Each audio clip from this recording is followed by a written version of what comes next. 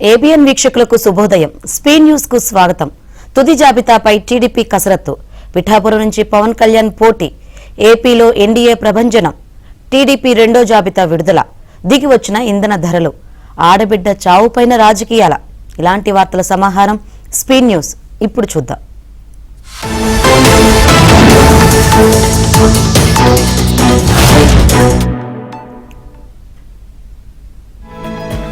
తుది జాబితాపై టీడీపీ కసరత్తు ప్రారంభించింది. పలువురు సీనియర్లు ఉండడంతో వారిని పిలిపించి మాట్లాడాలని టీడీపీ నిర్ణయించింది. సీనియర్లు ప్రాతినిధ్యం వహిస్తున్న నియోజకవర్గాలు ఎక్కువగా ఉండడంతో టీడీపీ అధినేత చంద్రబాబు వీటిపై తానే నిర్ణయం తీసుకుంటానని వెల్లడించారు. టీడీపీ రెండో జాబితాలను ప్రకటించగా మరో 16 స్థానాల్లో అభ్యర్థులను ప్రకటించాల్సి ఉంది. ఇందులో వివిధ స్థానాలలో సీనియర్లు ప్రాతినిధ్యం వహిస్తున్నారు. ఎచ్చర్ల నియోజకవర్గం నుంచి కళా వెంకట్రావు పేరు పరిశీలనలో ఉంది. ఆయన పేరు మొదటి 2 జాబితాల్లో రాలేదు. ఆ నియోజకవర్గంలో పార్టీలో ఉన్న అంతర్గత విభేదాలను పరిష్కరించాలని పార్టీ ఆయనకు సూచించింది. దీనిపై ప్రస్తుతం కసరత్తు జరుగుతోంది. శ్రీకాకుళం జిల్లా పలాసలో గౌతు శిరీష పేరు 2 జాబితాల్లోనూ ప్రకటించలేదు.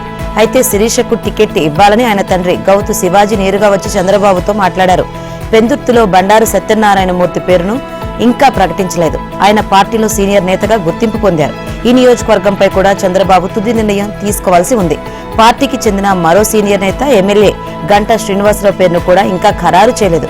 శ్రీనివాసరావు భీమిలి నుంచి పోటీ చేయాలని భావించినప్పటికీ చంద్రబాబు ఆయన్ను ఇటీవల పిలిపించి చీపురుపల్లిలో పోటీ చేయాలని సూచించారు.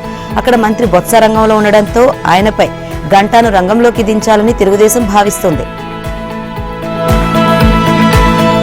టీడీపీ అభ్యర్థుల రెండో జాబితా విడుదలైంది. 34 మందితో కూడిన జాబితాను టీడీపీ విడుదల చేసింది. వీరిలో 27 మంది పురుషులు, 7 మహిళలు ఉన్నారు. అభ్యర్థుల్లో పీహెచ్డీ చేసిన ఒక్కరికి అవకాశం లభించింది. 11 మంది పీజీ చేసిన వారు ఉన్నారు. గ్రాడ్యుయేషన్ చేసిన వారు 9 మంది, ఇంటర్ చదివిన వారు 8 మంది, 10th పూర్తి చేసిన వారు 5 ఈ జాబితాలో చోటు కల్పించారు. రానున్న ఎన్నికలకు టీడీపీ, జనసేన, బీజేపీ పొత్తు కుదుర్చుకున్న విషయం తెలిసిందే. సీట్ల సర్దుబాటులో భాగంగా టీడీపీ 144 అసెంబ్లీ స్థానాల్లో పోటీ చేయనుంది. ఫిబ్రవరి 24న 94 మందితో తొలి జాబితా ప్రకటించిన టీడీపీ తాజాగా సెకండ్ లిస్ట్ ను వెల్లడించింది. మరో 16 స్థానాల అభ్యర్థులను ప్రకటించాల్సి ఉంది. టీడీపీ అభ్యర్థుల రెండో జాబితా విడుదలైంది. నరసన్నపేట బగ్గు రమణమూర్తి, చోడవరం కేఎస్ఎన్ఎస్ రాజు, మాడుగుల పైల ప్రసాద్ ను ఎంపిక చేశారు. ప్రత్తిపాడు వరుపుల సత్యప్రభ, రామచంద్రపురం వాసిశెట్టి సుభాష్, రాజమండ్రి రూరల్ గోరంట్ల బుచ్చయ్య చౌదరిని ఖరారు చేశారు. ఇక రంపచోడవరం మిర్యాల శిరీష, కొవ్వూరు ముప్పిడి వెంకటేశ్వరరావు, దెందులూరు చింతమనేని ప్రభాకర్ ను ఎంపిక చేశారు. గోపాలపురం మద్దిపాటి వెంకట్రాజు, పెద్దకూరపాడు భాషం ప్రవీణ్ పేర్లను ఖరారు చేశారు. గుంటూరు వెస్ట్ పిడుగురాళ్ల మాధవి, గుంటూరు ఈస్ట్ మహమ్మద్ నజీర్ ను ఎంపిక చేశారు. గురజాల నుంచి ఎరపతినేని శ్రీనివాసరావు, కందుకూరు నుంచి ఇంటూరు నాగేశ్వరరావు పేర్లను ఖరారు చేశారు. ఇక రామనారాయణ రెడ్డిని ఎంపిక చేశారు. కొవ్వూరు వేమిరెడ్డి ప్రశాంతి రెడ్డి, అదేవిధంగా వెంకటగిరి నుంచి కురుగొండ్ల లక్ష్మీ ప్రియ పేర్లను ఖరారు చేశారు. కమలాపురం పుత్తా చైతన్యరెడ్డి, ప్రొద్దుటూరు వరదరాజుల రెడ్డిని ఎంపిక చేశారు. నందికొట్కూరు నుంచి గిత్తా జయసూర్య, ఎమ్మిగనూరు నుంచి జయనాగేశ్వర రెడ్డిని ఎంపిక చేశారు. జనసేన అధినేత పవన్ కళ్యాణ్ పోటీ చేసే స్థానంపై ఉత్కంఠ తొలగింది. పిఠాపురం నియోజకవర్గం నుంచి పోటీ చేస్తున్నట్లు పవన్ స్వయంగా వెల్లడించారు. మంగళగిరిలోని పార్టీ కేంద్ర కార్యాలయంలో ఏర్పాటు చేసిన ఆవిర్భావ దినోత్సవ సభలో కీలక ప్రకటన చేశారు. తనకు ఎమ్మెల్యేగా పోటీ చేయాలని ఉందన్నారు. ప్రస్తుతానికి ఎంపీగా పోటీ చేసే ఆలోచన లేదని స్పష్టం చేశారు. టీడీపీ, బీజేపీతో పొత్తులో భాగంగా జనసేనకు 21 అసెంబ్లీ, 2 లోక్సభ స్థానాలు కేటాయించారు. ఇప్పటికే 6 స్థానాలకు అభ్యర్థులను ప్రకటించిన ఆయన తాజాగా మరో 9 మందికి పచ్చజెండా ఊపారు. వారితో మాట్లాడి ఎన్నికల ప్రచారం చేసుకునేందుకు అనుమతి ఇచ్చారు. ఉమ్మడి విశాఖ జిల్లాలోని పెందుర్తి నియోజకవర్గం నుంచి పంచకర్ల రమేష్, ఎలమంచిల నుంచి సుందరపు విజయ్ కుమార్, విశాఖ దక్షిణ నుంచి వంశీకృష్ణ యాదవ్ ని పిలిచి మాట్లాడి ప్రచారం చేసుకోవాలని తెలిపారు. ఇక ఉమ్మడి పశ్చిమ గోదావరి జిల్లా తాడేపల్లి అభ్యర్థిగా బొలిశెట్టి శ్రీనివాస్, ఉంగుటూరు నుంచి పచ్చమట్ల ధర్మరాజు, నరసాపురం నుంచి బొమ్మిడి నాయకర్, భీమవరం నుంచి పార్టీలో చేరిన పులపర్తి రామాంజనేయుల అభ్యర్థిత్వాలను పవన్ ఖరారు చేశారు. ఉమ్మడి తూర్పుగోదావరి జిల్లా రాజోల నుంచి దేవ వరప్రసాద్ అభ్యర్థిత్వాన్ని ఖరారు చేశారు. తిరుపతి నుంచి ఆరణి శ్రీనివాసులతో భేటీ అయ్యారు. ఈ స్థానం కూడా దాదాపుగా ఖరారైనట్లే చెబుతున్నారు. ఇప్పటికే పార్టీ తరపున నిడదవోలు నియోజకవర్గం నుంచి కందుల దుర్గేష్, కాకినాడ గ్రామీణ నుంచి పంతం నానాజీ, నెల్లిమర్ల నుంచి లోకం మాధవి పోటీ చేస్తున్నట్లు పవన్ కళ్యాణ్ ప్రకటించారు. టీడీపీ జాతీయ ప్రధాన కార్యదర్శి లోకేష్ కీలక వ్యాఖ్యలు చేశారు. వైసీపీ జెండాను శాశ్వతంగా పాతిపెట్టే సమయం ఏర్పడిందన్నారు. ఈ మేరకు ఆయన ట్వీట్ చేశారు. హలో వైనాటు 175 జగన్ చలో లండన్ అని లోకేష్ వ్యాఖ్యానించారు. టీడీపీ, బీజేపీ, జనసేన కూటమిది గెలుపని సర్వేలు చెబుతున్నాయని తెలిపారు. ఇండియా టుడే, ఏబీపీ న్యూస్ 18 సర్వేలు కూటమిదే గెలుపని తేల్చేశాయి. సైకో జగన్ చేతిలో రాష్ట్రం ధ్వంసమైందని లోకేష్ తెలిపారు. కూటమితోనే ఏపీ పునర్నిర్మాణం సాధ్యమన్నది జన నమ్మకమని లోకేష్ తెలిపారు. కూటమిపై ప్రజల నమ్మకాన్ని జాతీయ మీడియా సర్వేలు స్పష్టం చేస్తున్నాయి. ఎంపీ స్థానాల్లో టీడీపీ, జనసేనదే విజయమని ఇండియా టుడే చెప్పింది. ఏపీలో 20 ఎంపీ స్థానాల్లో ఎన్డీఏదే విజయమని ఏబీపీ సర్వే చెప్పింది. దారుణ పరాజయం నుంచి జగన్ గ్యాంగ్ తప్పించుకోలేదని లోకేష్ వ్యాఖ్యానించారు. ప్రజా వ్యతిరేక తుఫానులో వైసీపీకి అంతిమయాత్ర ఖాయమని వ్యాఖ్యానించారు. లోక్సభ ఎన్నికల వేళ కేంద్రం కీలక ప్రకటన చేసింది. దేశవ్యాప్తంగా అధిక ఇంధన ధరలతో అవస్థలు పడుతున్న వాహనదారులకు ఉపశమనం కలిగించే ప్రకటన చేసింది. పెట్రోల్, డీజిల్ పై లీటర్కు ₹2 చొప్పున తగ్గిస్తున్నట్లు ప్రకటించింది. చమురు మార్కెటింగ్ కంపెనీలు సవరించిన ఈ ధరలు తక్షణమే అమలులోకి వస్తాయని కేంద్ర పెట్రోలియం మంత్రిత్వ శాఖ తెలిపింది. చమురు మార్కెటింగ్ కంపెనీలు పెట్రోల్, డీజిల్ ధరలను దేశవ్యాప్తంగా సవరిస్తున్నట్లు సమాచారం ఇచ్చాయని కేంద్ర పెట్రోలియం, సహజ వాయువుల మంత్రిత్వ శాఖ వెల్లడించింది. ఈ తగ్గింపు నిర్ణయం వినియోగదారులకు ఊరటనిస్తుందన్నారు. డీజిల్ తో నడిచే 58 లక్షల గూడ్స్ వాహనాలు, 6 కోట్ల కార్లు, 27 కోట్ల ద్విచక్ర వాహనాలు నిర్వహణ ఖర్చులు తగ్గుతాయని పేర్కొంది. లీటర్ పెట్రోల్ పై ₹2 తగ్గిస్తూ తీసుకున్న తాజా నిర్ణయంపై ఇకపై ఢిల్లీలో లీటర్ పెట్రోల్ ధర ₹94.72 కాగా, ముంబైలో ₹104.21, కోల్కతాలో ₹103.94గా, చెన్నై ₹100.75గా నమోదైంది. తెలుగు మహిళా రాష్ట్ర అధ్యక్షురాలు వంగలపూడి అనిత అనుచిత వ్యాఖ్యలు చేశారు. తెనాలికి చెందిన గీతాంజలిని హత్య చేసింది వైసీపీ నేతలేనని ఆరోపించారు. ఆడబిడ్డ చావుపైన జగన్ రెడ్డి శవ రాజకీయాలు చేయడం దుర్మార్గమని మండిపడ్డారు. ఇలాంటి రాజకీయాలు ఆయనకు అలవాటేనని ఆగ్రహం వ్యక్తం చేశారు. గతంలోనూ బాబాయ్ హత్య, కోడికత్తి డ్రామాలు రక్తి కట్టించారన్నారు. గీతాంజలి మృతి సమయంలో ఆమె వెంట ఉన్న 2 పేర్లు ఎందుకు బయటపెట్టడం లేదని అనిత నిలదీశారు. గుర్తు తెలియని మృతదేహంగా 2 రోజులు ఆసుపత్రులను ఎందుకు ఉంచారని ప్రశ్నించారు. టీడీపీ సోషల్ మీడియా ప్రచారంతో గీతాంజలి చనిపోయినట్లు తప్పుడు ప్రచారం చేస్తున్నారని మండిపడ్డారు. ఆమె భర్తతో వైసీపీ నేతలే ఫిర్యాదు ఇప్పించింది వాస్తవం కాదా అని ప్రశ్నించారు. ఈ ఎన్నికల్లో ఆడబిడ్డలే జగన్ రెడ్డిని చిత్తుచిత్తుగా ఓడిస్తారన్నారు. ఏపీపీఎస్సీ గ్రూప్ 1లో చోటు చేసుకున్న అక్రమాలపై సీబీఐ విచారణ జరపాలని టీడీపీ అధినేత చంద్రబాబు డిమాండ్ చేశారు. ప్రభుత్వ పెద్దల హస్తంతోనే పరీక్షలు, నియామకాల్లో అక్రమాలు జరిగాయని చంద్రబాబు ఆరోపించారు. ఐపీఎస్లు గౌతమ్ సవాంగ్, సీతారామంజనేయులపై కేసు నమోదు చేయాలని సూచించారు. సర్వీస్ కమిషన్ను వైసీపీ కార్యాలయంగా సీఎం జగన్ మార్చేశారని ధ్వజమెత్తారు. ఏపీపీఎస్సీ పెద్దలు కోర్టును సైతం మోసగించే ప్రయత్నం చేశారని ఆరోపించారు. రాజకీయ మూల్యాంకనంతో నిరుద్యోగులు గొంతు కోశారని చంద్రబాబు విమర్శించారు. ఏపీలో తెలుగు యువత రోడ్డెక్కింది. గ్రూప్ 1 నోటిఫికేషన్, ఉద్యోగాల నియామకాల్లో అవకతవకలు జరిగాయని హైకోర్టు తీర్పు ఇవ్వడంతో ఆందోళన పట్టారు. తిరుపతిలోని భవానీనగర్ సర్కిల్లో వందలాది మంది యువత రోడ్డుపై బైఠాయించి నిరసన తెలిపారు. సీఎం జగన్ డౌన్ డౌన్ అంటూ నినాదాలు చేశారు. గ్రూప్ 1 పోస్టులను అమ్ముకున్న సీఎం జగన్ రాజీనామా చేయాలని తెలుగు యువత రాష్ట్ర ప్రధాన కార్యదర్శి రవినాయుడు డిమాండ్ చేశారు. ఇక మాజీ రాష్ట్రపతి రామ్నాథ్ కోవింద్ నేతృత్వంలోని ఉన్నత స్థాయి కమిటీ కీలక సిఫారసులు చేసింది. లోక్సభతో పాటే రాష్ట్రాల అసెంబ్లీలకు ఒకేసారి ఎన్నికలు నిర్వహించాలని సూచించింది. దేశంలోనే ఏకకాల ఎన్నికలకు సంబంధించి కోవింద్ నేతృత్వంలోని ఉన్నత స్థాయి కమిటీ పలు సిఫారసులు చేసింది. ఇందులో ముఖ్యమైన అంశం ఏకకాల ఎన్నికలను పునరుద్ధరించడమేనని తేల్చి చెప్పింది. లోక్సభతో పాటే రాష్ట్రాల అసెంబ్లీలకు ఒకేసారి ఎన్నికలు నిర్వహించాలని సూచించింది. ఒకవేళ హంగ్ లేదా అవిశ్వాస తీర్మానం వంటి పరిస్థితులు చోటు చేసుకున్నట్లయితే కొత్త సభను ఏర్పాటు చేయడం కోసం 5 ఏళ్లలో మిగిలిన కాలానికి తాజాగా ఎన్నికలు నిర్వహించాలని సిఫార్సు చేసింది. స్వాతంత్ర్యం సిద్ధించిన తొలినాళ్లలో నిర్వహించిన ఏకకాల ఎన్నికలను పునరుద్ధరించాల్సిన అవసరాన్ని కోవింద్ కమిటీ ప్రధానంగా ప్రస్తావించింది.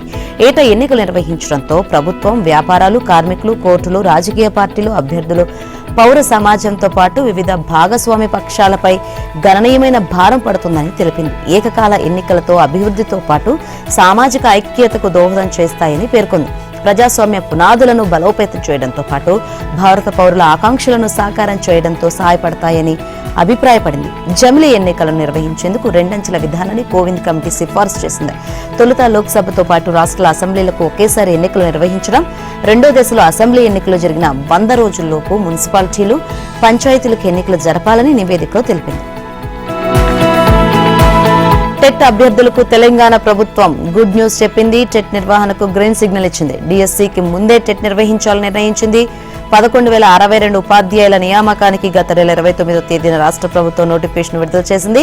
డిఎస్సి రాయాలంటే టెట్ తప్పనిసరి కావడంతో మరోసారి టెట్ నిర్వహించాలని అభ్యర్థుల నుంచి విజ్ఞప్తులు వచ్చాయి. వీటిపై స్పందించిన రాష్ట్ర ప్రభుత్వం సాధ్యమైనంత త్వరగా టెట్ నిర్వహించాలని పాఠశాల విద్యా కమిషన్ ను ఆదేశించింది. రాష్ట్ర ప్రభుత్వ తాజా నిర్ణయంతో 3 లక్షల మంది అభ్యర్థులకు ఊరట చేకూరనుంది. డిఎస్సికి ముందే టెట్ నిర్వహించాలని తెలంగాణ సర్కార్ నిర్ణయించింది. 3 లక్షల మంది అభ్యర్థులకు ఊరట కలిగే టెట్ డిఎస్సి తేదీలను విద్యాశాఖ ఎట్టకేలకు ప్రకటించింది. ఎన్నికలతో ముడిపడిన ఎలాంటి ప్రక్రియలోనూ గ్రామ వార్డు వాలంటీర్లు పాల్గొనకుండా చూడాలని జిల్లా కలెక్టర్లకు సిఎస్ జవహర్ రెడ్డి ఆదేశాలు జారీ చేశారు. ఎన్నికలతో ముడిపడిన ఎలాంటి ప్రక్రియలోనూ గ్రామ వార్డు వాలంటీర్లు పాల్గొనకుండా చూడాలని కలెక్టర్లకు సిఎస్ జవహర్ రెడ్డి సూచనలు ఇచ్చారు. సార్వత్రిక ఎన్నికల నోటిఫికేషన్ విడుదల కానున్న దృష్ట్యా వాలంటీర్లను అన్ని రకాల ఎన్నికల విధుల నుంచి తక్షణమే తొలగించాలని ఉత్తర్వులో పేర్కొన్నారు. వారు ఎన్నికలకు సంబంధించిన ఎలాంటి ప్రక్రియలో పాల్గొన్నా ఈసీ మార్గదర్శకాల ఉల్లంఘనే అవుతుందని స్పష్టం చేశారు. పోలింగ్ ఏజెంట్లుగా ఉండేందుకు కూడా అర్హులు కారని పేర్కొంటూ స్పష్టమైన ఆదేశాలు ఇచ్చారు. అధికారం కోసం కాదు, మార్పు కోసమే రాజకీయాల్లోకి వచ్చినట్లు జనసేన అధినేత పవన్ కళ్యాణ్ చెప్పారు. మంగళగిరిలోని పార్టీ కార్యాలయంలో నిర్వహించిన జనసేన ఆవిర్భావ దినోత్సవంలో ఆయన మాట్లాడారు. పవన్ కళ్యాణ్ తన ప్రసంగంలో ఆసక్తికరమైన అంశాలను వెల్లడించారు. 150 మందితో ప్రారంభించిన జనసేన ఇవాళ 6.50 లక్షల మంది క్రియాశీలక కార్యకర్తలు నాయకులున్నట్లు చెప్పారు. ఒక ఆశయం కోసం వచ్చిన వాణ్ణి ఓడిపోతే శూన్యమనిపించింది. అన్యాయం జరిగితే సగటు మనిషి తిరగబడేలా ధైర్యం ఇచ్చేందుకు రాజకీయాల్లోకి వచ్చానన్నారు. వైసీపీ జగన్ పై తనకు వ్యక్తిగతంగా ఎలాంటి ద్వేషం లేదన్నారు. పవన్ కళ్యాణ్ వైసీపీ నేతలు మమ్మల్ని తొక్కేస్తామంటే మేము తొక్కేస్తామని పవన్ చెప్పారు. కుటుంబంలోని ఒక వ్యక్తి రాజకీయాల్లోకి వస్తే కుటుంబ సభ్యులందరినీ ఇబ్బంది పెడతారని చాలా మంది భయపెట్టారని చెప్పారు. చట్టాలు అందరూ చెప్పేవారే, కానీ ఎవరు పాటించని వారు లేరన్నారు. అప్పులు తెచ్చి వెల్ఫేర్ చేసుకుంటూ వెళ్లిపోతే అధోగతేనని పవన్ కళ్యాణ్ పేర్కొన్నారు. ప్రతి ఆటో డ్రైవర్, ప్రతి మహిళ శ్రీలంక అధ్యక్షుడు భవనాన్ని ఎలా వాడుకున్నారో తాడేపల్లి ప్యాలెస్ ను కూడా అలాగే వాడుకుంటారని పవన్ ఆరోపించారు. శ్రీలంక అధ్యక్షుడికి పట్టిన గతి ఒక ముఖ్యమంత్రికి జరగదని గ్యారంటీ ఏంటి అని పవన్ ప్రశ్నించారు. జనం తిరగబడితే ఎలా ఉంటుందో ఆంధ్ర తెలంగాణ సరిహద్దుల్లో చూశారని చెప్పారు. ప్రజలు తిరగబడితే ఎవరూ తట్టుకోలేరని పవన్ పేర్కొన్నారు. సామాజిక సమీకరణాలకు టీడీపీ పెద్దపీట వేసింది. ఎన్నికలు సమీపిస్తున్న నేపథ్యంలో టీడీపీ మొదటి, రెండో జాబితాల్లో సామాజిక సమీకరణాలు టీడీపీ పెద్దపీట వేసింది. బీసీలు, మహిళలు, యువతకు పెద్దపీట వేశారు. కులాల సమీకరణతో పాటు యువకులు, మహిళలకు సమాన ప్రాతినిధ్యం కల్పించడమే కాకుండా బీసీలకు పెద్దపీట వేస్తూ చంద్రబాబు అభ్యర్థులను ఎంపిక చేశారు. మొత్తం 144 నియోజకవర్గాల్లో తెలుగుదేశం పోటీ చేస్తుండగా ఇప్పటి వరకు 128 మందిని టీడీపీ ప్రకటించింది. అభ్యర్థుల జాబితా విడుదల చేయడంలో టీడీపీ సామాజిక సమీకరణాలు పాటించింది. ఇప్పటి వరకు విడుదల చేసిన జాబితాల్లో ఆచితూచి వ్యవహరించింది. 2 జాబితాల్లో కలిపి కమ్మ సామాజిక వర్గానికి 28 స్థానాలు, రెడ్డి సామాజిక వర్గానికి 28, ఎస్సీలకు 27, బీసీలకు 24, కాపులకు 8 స్థానాలను కేటాయించారు. ఎస్టీలకు 4, క్షత్రియులకు 5, వెలమ సామాజిక వర్గానికి 1, వైశ్యులకు 2, మైనారిటీలకు 3 స్థానాలను కేటాయించారు.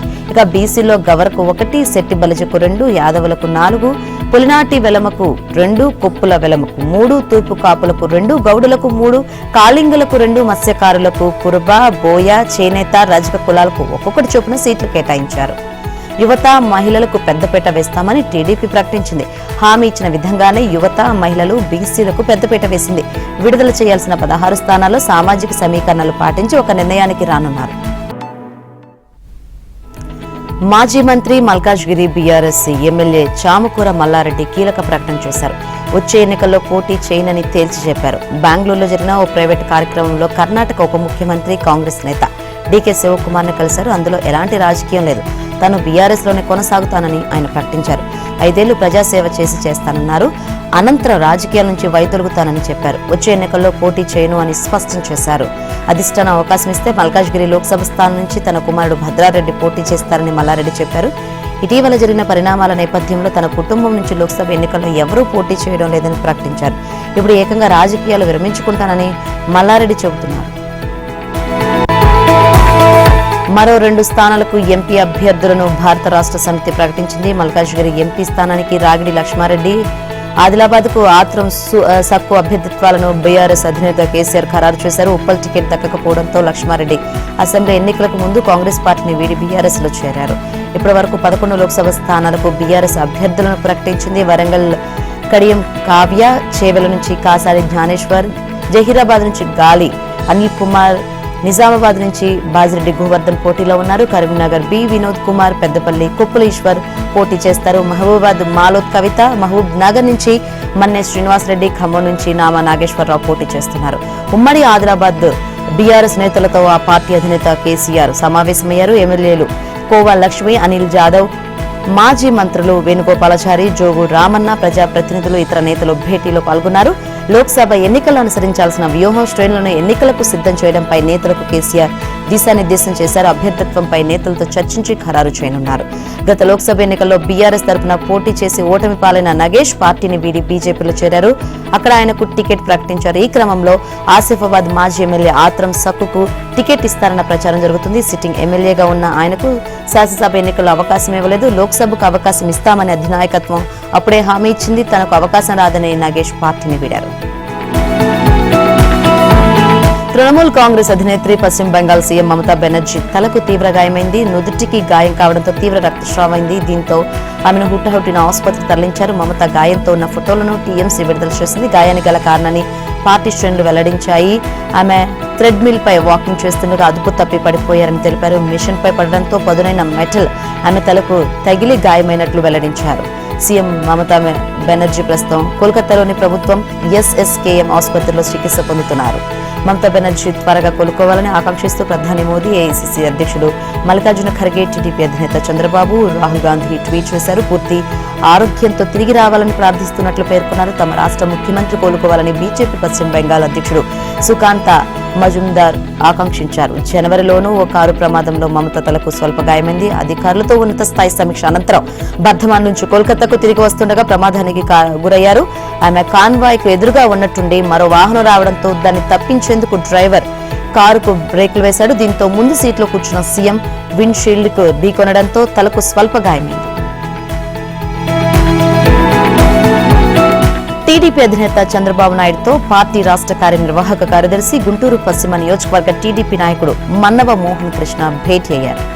గుంటూరు పశ్చిమ నియోజకవర్గంలో మోహన కృష్ణకు మంచి పేరున్నప్పటికీ సామాజిక సమీకరణాల్లో భాగంగా ఆయనకు సీటు కేటాయించలేకపోయామని చంద్రబాబు వివరించారు.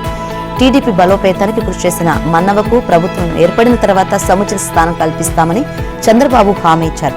చంద్రబాబు తన సేవలను గుర్తించినందుకు చాలా సంతోషంగా ఉందని మోహన కృష్ణ అన్నారు. అధినేత మాటను శిరస వహిస్తానని మన్నవ స్పష్టం చేశారు.